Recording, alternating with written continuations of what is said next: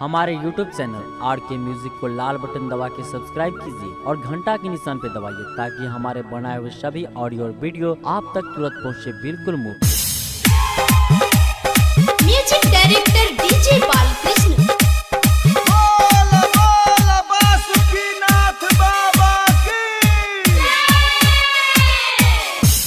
बोला योई बरहद के छोड़ के लिया अपाची गाड़ियो। बोला योई बरहद के छोड़ के लिया अपाची गाड़ियो। छोरू कैलाश करुणी बासलिया नया गाड़ियो लियन अटारियो। बोला योई बरहद के छोड़ के लिया अपाची गाड़ियो। बोला योई बरहद के छोड़ के लिया अपाची गाड़ियो। छोरू कैलाश करुणी बासलियन अटारियो लियन अटारियो। भोला योई बरहद के छोड़ के लिया अपाची गाड़ियो।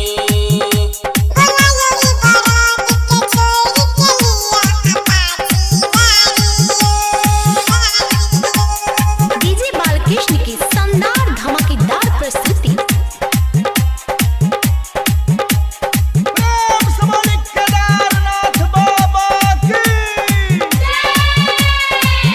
छोरू मिर्ग के छाला सुनु भोला डमरू वाला आहा पेनू नहीं बाबा जिस पेंटियो पेंटियो। आहा लगबू हैंडसम नहीं लगाबू अब भस्म आहा लगबू ना बाबा फोग सेंटियो सेंटियो। ठुकुर ठुकुर चलैया बस हा छोरू नहीं सवारियो छोरू नहीं सवारियो। भोला योई बरहद के छोड़ के लिया अपाची गाड़ियो।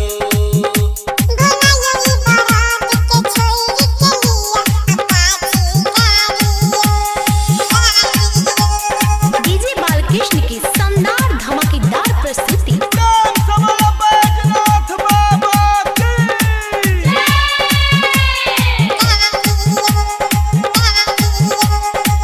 योकिया फेर है छी बाबा आहा सरप के माला आहा पेनू न सोना के चेनियो चेनियो।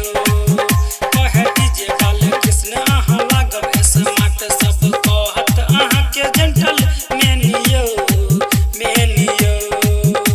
कहिए संदीप मांगए भीख आही के या पुजारियो आही के या पुजारियो। भोला योई बरहद के छोड़ के लिया अपाची गाड़ियो। भोला योई बरहद के छोड़ के लिया अपाची गाड़ियो। छोरू कैलाश करुणी बासलियन अटारियो लियन अटारियो। भोला योई बरहद के छोड़ के लिया अपाची गाड़ियो।